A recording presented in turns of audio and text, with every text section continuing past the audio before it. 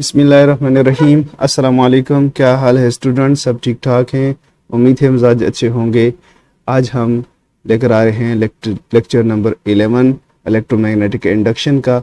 और आज के लेक्चर में हम ट्रांसफार्मर्स डिस्कस करेंगे।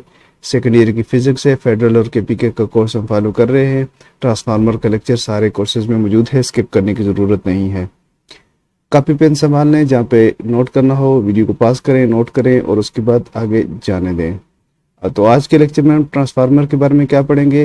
हम डेफिनेशन पढ़ेंगे ट्रांसफार्मर की, कि ट्रांसफार्मर क्या होता है, उसकी समझने की कोशिश करेंगे। उसके बाद प्रिंसिपल ऑफ वर्किंग, किन बेसिक फिनोमेनास के ऊपर ट्रांसफार्मर काम करता है।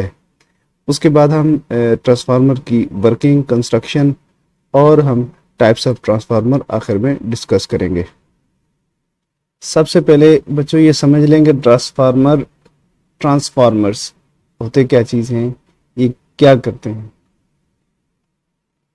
ऐसी डिवाइस है ट्रांसफार्मर्स, ऐसी डिवाइस होती हैं कि जो आपकी एसी वोल्टेजेस को कम या ज़्यादा कर सकती हैं। मिसाल के तौर पर ये आपके पास ये ट्रांसफार्मर है और यहाँ पे इनपुट वोल्टेज है और यहाँ से आपको आउटपुट मिलती है। ठीक है जी। तो इनपुट पे अगर आप हाई वोल्टेज दें तो आउटपुट पे आपको लो वोल्ट मिलेंगे, या आप ट्रांसफार्मर की मदद से एसी के वोल्टेजेस को बढ़ा भी सकते हैं। इनपुट पे लो वोल्टेज हो और आउटपुट पे हाई वोल्टेज हो। एग्जाम्पल क्या है? पोल माउंट ट्रांसफार्मर्स जो आपके मोहल्ले में लगे होते हैं, तो उनके ऊपर जो एसी लाइन आ रही होती है वो होती है 11,000 वोल्ट की, और वो आपको कन्वर्ट करके देता है 220 वोल्ट के अंदर, जो आपके घरों में आ रही होती है।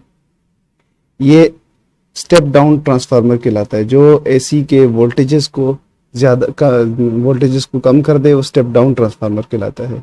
और वो ट्रांसफार्मर जो एसी के वोल्टेजेस को बढ़ा दे वो स्टेप अप ट्रांसफार्मर कहलाता है।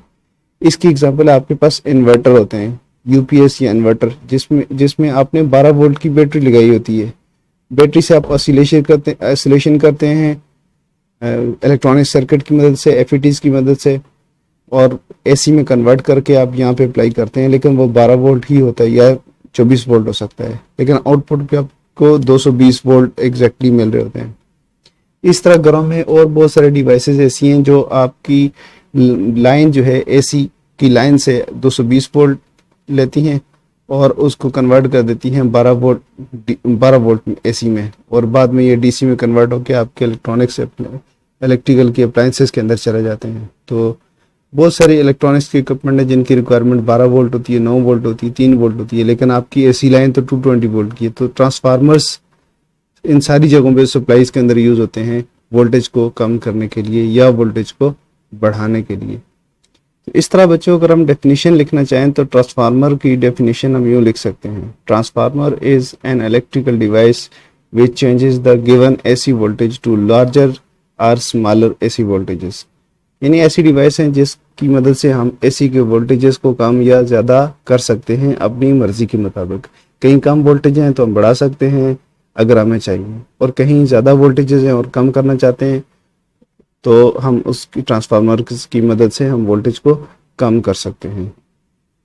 ट्रांसफार्मर का जो सिंबल होता है वो इस तरह से यूं कॉइल है बनी होगी, ठीक है, और ऐसे दूसरी कॉइल है। तो ये इसका ट्रांसफार्मर का सिंबल है। तो ये एक कॉइल को शो करता है, ये दूसरी कॉइल को। तो यहाँ पे एक वो कॉइल है जिसके ऊपर हम इनपुट अप्लाई करते हैं। तो जिस कॉइल के ऊपर इनपुट अप्लाई करते हैं उसको हम प्राइमरी कॉइल कहते हैं, जिसके ऊपर आपको इनपुट वोल्टेज आ रहे होते हैं। तो इसको हम क्या कहते हैं? Primary coil.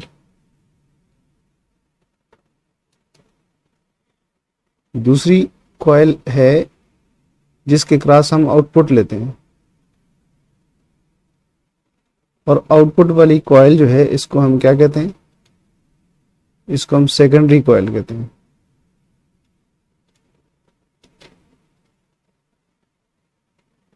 ठीक है, यहाँ ट्रांसफार्मर की दो कॉइल्स के दरमियान कोर हो सकती है, ये कोई भी फेराइट कोर होगी या आयरन कोर हो सकती है। ट्रांसफार्मर की नंबर ऑफ कॉइल के नंबर ऑफ टर्न्स डिफरेंट होते हैं, प्राइमरी के और सेकेंडरी के। अगर तो स्टेप डाउन ट्रांसफार्मर हो तो प्राइमरी के टर्न ज्यादा होंगे और सेकेंडरी के कम होंगे, इस तरह से। ठीक है, ये कौन सा है? Step down transformer. Step down transformer आपको बता दें, ये वो ट्रांसफार्मर होता है जो वोल्टेज को कम कर सकता है। ठीक है, स्टेप डाउन ट्रांसफार्मर की इनपुट के जो टर्न्स होते हैं, प्राइमरी कॉइल के टर्न्स एनपी सेकेंडरी कॉइल के टर्न से ज्यादा होते हैं। NP is greater than NS. और अगर आपके पास स्टेप अप ट्रांसफार्मर हो तो उसमें इस तरह से उसके टर्न्स, नंबर ऑफ टर्न्स कम होंगे, जबकि सेकेंडरी के टर्न्स ज्यादा होंगे। ठीक है जी, तो ये एनपी और एनएस, तो NP is less than NS, secondary की नंबर ऑफ टर्न से कम होते हैं। तो प्राइमरी के नंबर ऑफ टर्न्स को एनपी से डिनोट करते हैं, सेकेंडरी के नंबर ऑफ टर्न्स को एनएस से डिनोट करते हैं। इसी तरह जो वोल्टेजेस हम प्राइमरी के ऊपर अप्लाई करते हैं उसको हम वीपी और आउटपुट के वोल्टेजेस को वीएस कह सकते हैं। अगर करंट हम देखें, इस कॉइल के अंदर एक करंट फ्लो हो रहा है तो वो इनपुट करंट कहलाएगा, आईपी होगा। और इस कॉइल के अंदर एक करंट फ्लो हो रहा है जो आईएस कहलाएगा, आउटपुट करंट होगा। एनएस एनपी, आईएस आईपी और वीएस वीपी, ये क्वांटिटीज हैं, ये वेरिएबल्स हैं जो हम आगे चलकर डिस्कस करने वाले हैं ट्रांसफार्मर की इक्वेशन में। ट्रांसफार्मर दो बेसिक प्रिंसिपल के ऊपर काम कर रहा होता है, जिनमें से एक है इलेक्ट्रोमैग्नेटिज्म और दूसरा है इलेक्ट्रोमैग्नेटिक इंडक्शन। इलेक्ट्रोमैग्नेटिज्म से क्या मुराद है कि आप किसी कंडक्टर से करंट जब फ्लो कराते हैं तो उसके अराउंड मैग्नेटिक फील्ड प्रोड्यूस होता है। ठीक है जी, तो ट्रांसफार्मर की कॉइल से जब आप करंट को चेंज करवाते हो तो करंट डेल्टा आई अपॉन डेल्टा टी, ये जब करंट चेंज होता है तो इसके क्रॉस जो मैग्नेटिक फील्ड है वो भी चेंज होता है, वो बन जाता है delta five upon delta T, changing magnetic field बन जाता है। ठीक है जी, तो क्या होता है जब करंट फ्लो होता है कंडक्टर से तो उसके जरिए उसकी वजह से मैग्नेटिक फील्ड प्रोड्यूस हो जाता है करंट के अराउंड, कंडक्टर के अराउंड। एक तो ये प्रिंसिपल है। दूसरा ये है कि अगर कहीं पे मैग्नेटिक फील्ड चेंज हो रहा हो और उसकी करीब कोई कंडक्टर पड़ा हो, कोई कॉइल पड़ी हो, तो उसके अंदर ईएमएफ इंड्यूस हो जाती है according to Faraday's law of electromagnetic induction. तो ईएमएफ, इंड्यूस्ड ईएमएफ कहाँ पैदा होती है? जहां पे मैग्नेटिक फ्लक्स चेंज हो रहा हो। तो दो फिनोमेना किस तरह से हो गए? करंट की मदद से मैग्नेटिक फील्ड का जनरेट करना और मैग्नेटिक फील्ड की मदद से दोबारा करंट जनरेट करना। ठीक है, तो ये दोनों चीजें ट्रांसफार्मर के अंदर बैक वक्त इस्तेमाल हो रही होती हैं। तो ये काम कहाँ हो रहा होता है? ये प्राइमरी कॉइल में हो रहा होता है। प्राइमरी कॉइल को आप कनेक्ट करते हैं ऐसी सोर्स के साथ और उसका फ्लक्स चेंज होता है, उसके करंट की चेंज करने की वजह से मैग्नेटिक फ्लक्स चेंज होता है। ठीक है जी, और सेकेंडरी कॉइल में क्या होता है? उस मैग्नेटिक फ्लक्स के चेंज की वजह से सेकेंडरी कॉइल के अंदर ईएमएफ इंड्यूस हो जाती है। तो ये दो फिनोमेनास हैं।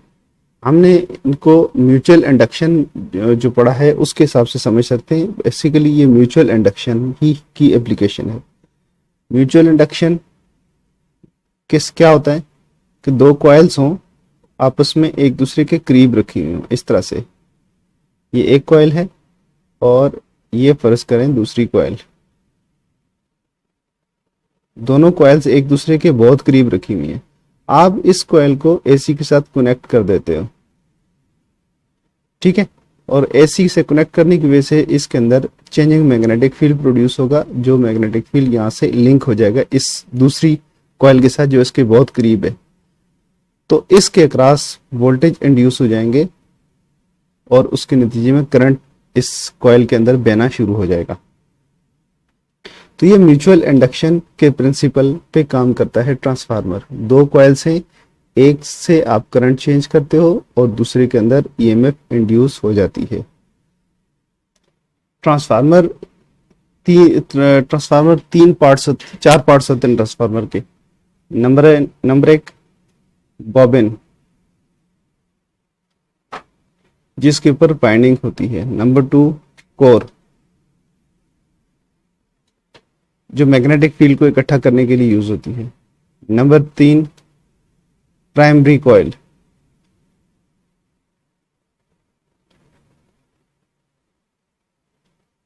नंबर चार सेकेंडरी कॉइल।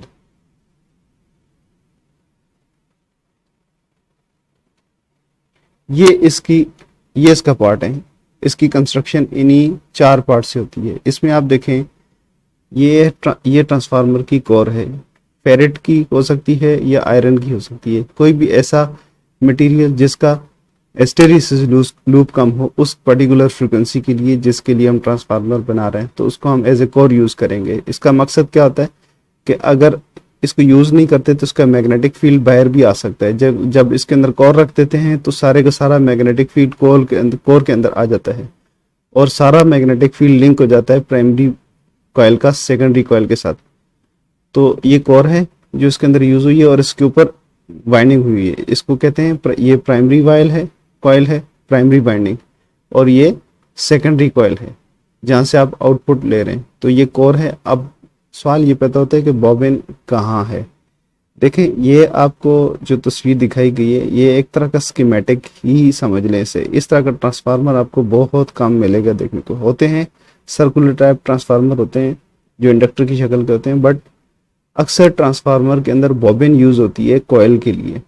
तो हम इसको देख लेते हैं, बॉबिन और कोर दोनों को अलग अलग इसकी तस्वीरें देख लेते हैं। स्टूडेंट्स, ये वो चीज़ है जिसको हम बॉबिन कहते हैं। इसके ऊपर वाइंडिंग की जाती है, यानी यहाँ पे टर्न्स दिए जाते हैं ऐसे, जितने भी आप देना चाहें, जितनी इसकी गुंजाइश हो तो इतने टर्न्स इसके ऊपर आप दे देते हैं। उसके बाद इसके ऊपर कोर फिट करते हैं। तो कोर इस तरह से होती है, ये इसकी नहीं है कोर, इसकी कोर थोड़ी सी डिफरेंट होगी इस बॉबिन की, बट कोर ये ऐसे ही होगी, इसके ऊपर आके फिट हो जाती है बॉबिन के ऊपर। तो ये एक हाई फ्रिक्वेंसी ट्रांसफार्मर है जिसमें ये जो कोर दिखाई गई है फेरेट कोर है। तो फेरेट कोर हाई ट्रांसफार्मर्स के साथ यूज होती है जिनकी फ्रिक्वेंसी किलोहर्ट्ज में होती है, जबकि आपके पास नॉर्मल जो 220 है, वाल आउटलेट जो 220 है वो 60 हर्ट्ज की है। तो 60 हर्ट्ज की जो इलेक्ट्रिसिटी है, इलेक्ट्रिकल पावर है, उसके लिए हम जो ट्रांसफार्मर यूज करते हैं उसमें आयरन कोर होता है। आयरन को एज ए कोर यूज करते हैं और आयरन की स्ट्रिप्स होती हैं। हम कोशिश करते हैं कि आपको उसकी भी तस्वीर दिखा दें। आयरन कोर इस तरह की स्ट्रिप्स होते हैं जो ई टाइप और आई टाइप होती हैं और एक दूसरे के साथ उनको लेमिनेशन की जाती है ताकि ये एडे करंट इनमें प्रोड्यूस ना हो सके, एडे करंट लॉसेस इसके अंदर कम से कम हो।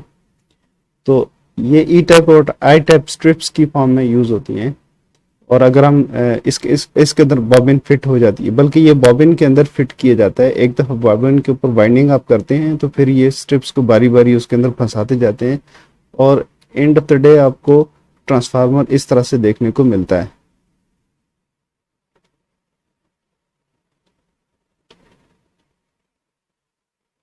ये ट्रांसफार्मर है, ये बॉबिन है, बॉबिन के ऊपर वाइंडिंग हुई है। ये सेकेंडरी प्राइमरी वाइंडिंग है और ये सेकेंडरी वाइंडिंग है, प्राइमरी कॉइल और सेकेंडरी कॉइल। और ये ऊपर जो लगी है ये कोर है और ये सेंटर में जिसके ऊपर वाइंडिंग हुई है ये इसको बॉबिन कहते हैं। और ये कनेक्शन निकाले हुए, ये इनपुट के कनेक्शन है और ये आउटपुट के कनेक्शन है। ट्रांसफार्मर की वर्किंग उसी तरह ही है जिस तरह आपने म्यूचुअल इंडक्शन के सेक्शन में आपने पढ़ लिया कि म्यूचुअल इंडक्शन किस तरह से हो रही होती है, म्यूचुअल इंड्यूस्ड ईएमएफ कैसे प्रोड्यूस होती है। तो ये उसी तरह से है, दो कॉइल्स हैं एक दूसरे के साथ करीब हैं, फ्लक्स लिंकेज थ्रू कॉइल हो रहा है और ये प्राइमरी कॉयल है, ये सेकेंडरी कॉयल है। नंबर ऑफ टर्न्स यहाँ पे प्राइमरी के NP है, नंबर ऑफ टर्न्स सेकेंडरी के NS हैं, और इसके अंदर से फ्लो होने वाला करंट IP कहलाता है, और इसके अंदर जो फ्लो होने वाला करंट है वो IS कहलाता है। जबकि यहाँ हमने जो पोटेंशियल डिफरेंस अप्लाई किया वो AC वोल्टेजेस हैं। फॉर एग्जांपल 60 हर्ट्ज, जब AC की बात करते हैं तो हमें साथ फ्रीक्वेंसी बताना पड़ती है, तो 60 हर्ट्ज फ्रीक्वेंसी हम यहाँ पे अप्लाई कर रहे हैं, तो यहाँ पे हमें जो आउटपुट पे मिलती है EMF। अगर ये स्टेप डाउन जिस तरह ये नज़र आ रहा है तो इसके प्राइमरी की टर्न ज़्यादा है, सेकेंडरी का कम है, तो ये स्टेप डाउन ट्रांसफार्मर है। तो इनपुट के ऊपर 220 वोल्ट अगर आप दे रहे हैं तो आउटपुट पे आपको उतने ही वोल्ट मिलेंगे जितने आप चाहते हैं। ज़्यादातर लोग 12 वोल्ट की कन्वर्जन करते हैं, तो इसलिए 220 वोल्ट से 12 वोल्ट का ट्रांसफार्मर, इसको आप समझ सकते हैं। तो होता क्या है, जब आपने यहाँ पे चेंजिंग यहाँ पे AC सोर्स अप्लाई कर दिया, तो AC सोर्स क्या होता है, इसकी वजह से यहाँ पे जो करंट जो प्रोड्यूस होता है वो चेंजिंग करंट होता है, क्योंकि AC करंट की डायरेक्शन हर वक्त चेंज हो रही है, डायरेक्शन और मैग्नीट्यूड दोनों चेंज हो रहे होते हैं।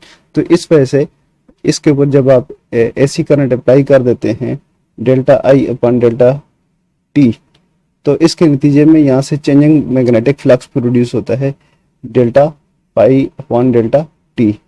तो ये चेंजिंग मैग्नेटिक फ्लक्स जो है इसके अंदर EMF इंड्यूस कर देता है सेकेंडरी के अंदर, और अगर लोड रेजिस्टेंस लगी हो तो इसमें से करंट भी फ्लो होना शुरू हो जाता है। स्टूडेंट्स, इंट्रोडक्शन की हद तक है ट्रांसफार्मर का, आप टॉपिक आपके कोर्स में ज़्यादा डीप नहीं है, तो इसलिए इसकी ज़्यादा डीप में जाने की हम कोशिश नहीं करेंगे। स्टूडेंट्स, अभी हम ट्रांसफार्मर रेशियो के लिए फार्मूला ड्राइव करने जा रहे हैं।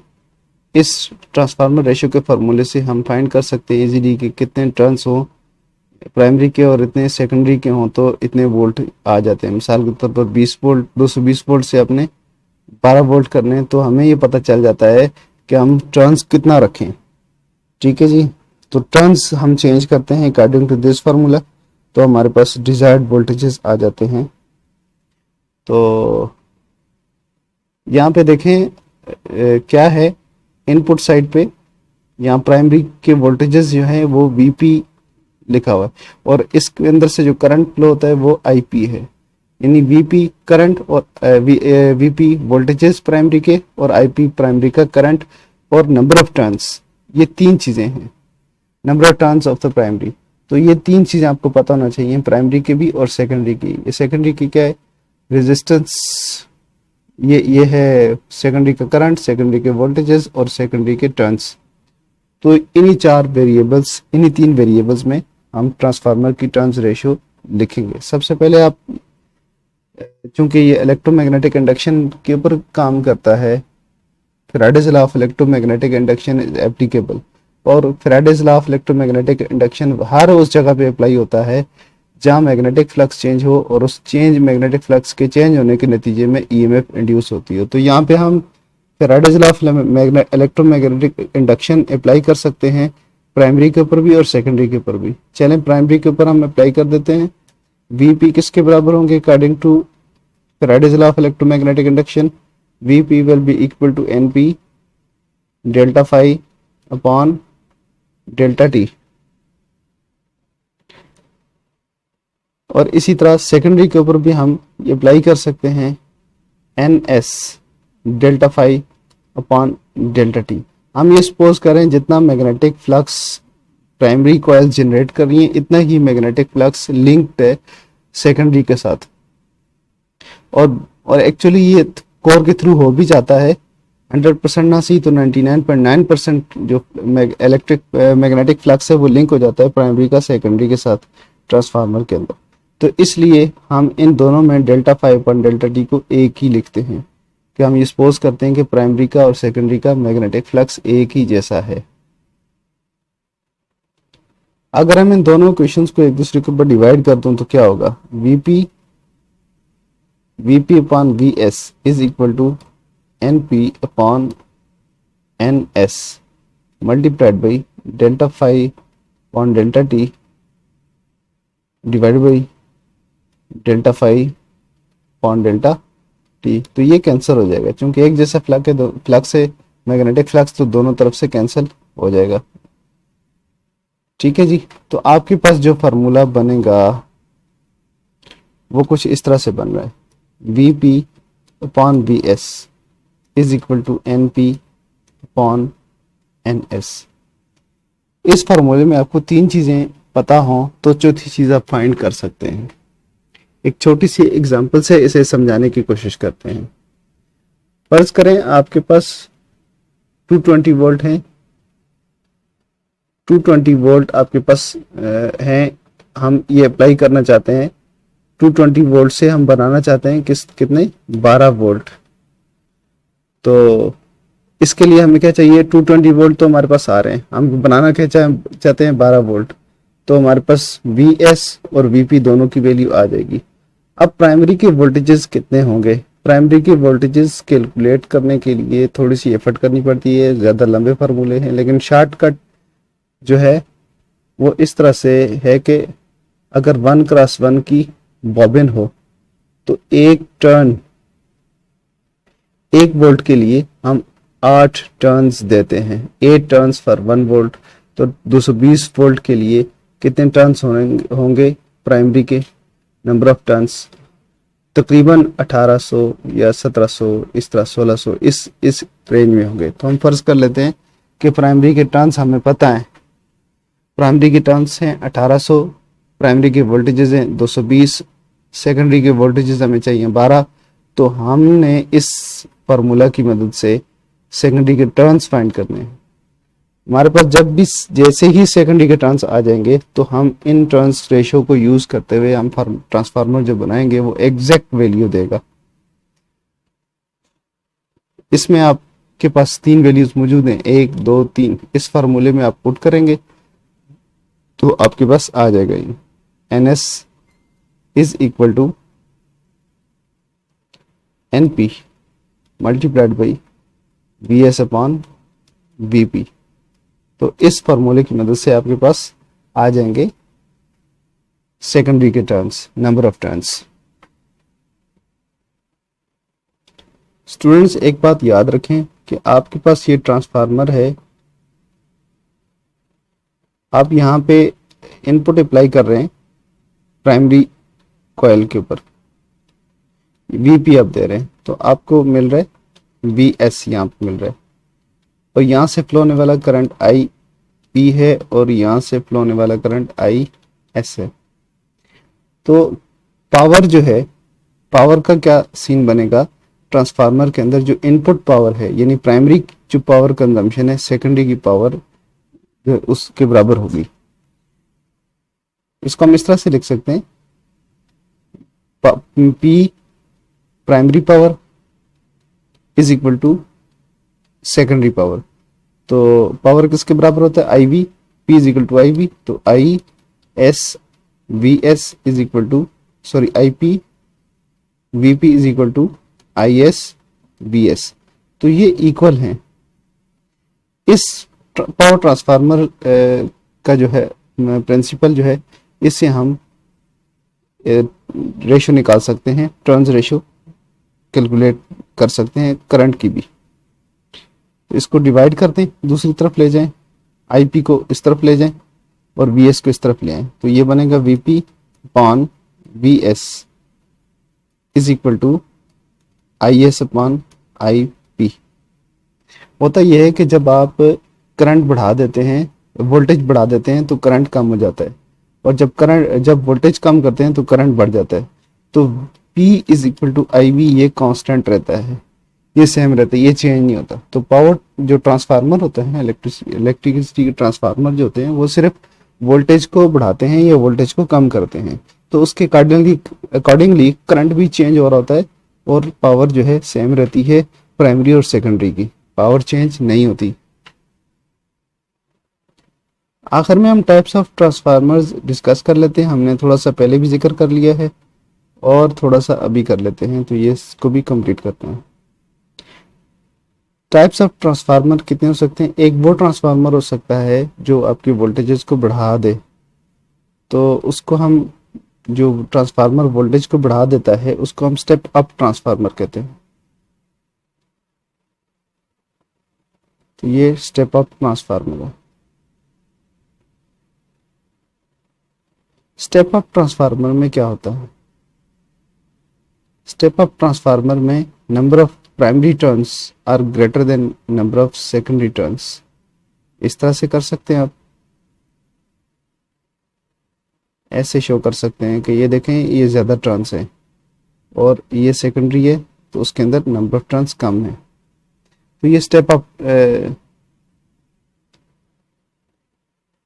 स्टेप डाउन ट्रांसफार्मर है, हमने थोड़ा सा गलत लिख दिया, इसको ठीक कर लेते हैं। तो ये स्टेप अप नहीं है, स्टेप डाउन ट्रांसफार्मर है जो पहला हम डिस्कस करते हैं, वोल्टेज को कम करता है।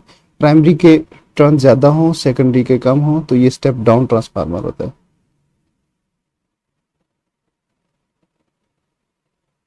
तो नेक्स्ट हम देखते हैं step up transformer.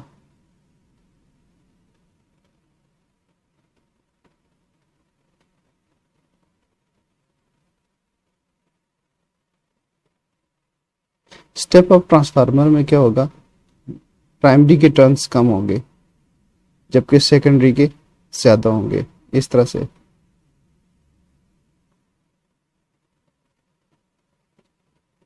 Number of turns यहाँ पे सेकेंडरी के ज्यादा है, तो ये स्टेप अप ट्रांसफार्मर है। इसके अलावा एक और ट्रांसफार्मर भी हो सकता है जिसको हम आइसोलेशन ट्रांसफार्मर कहते हैं।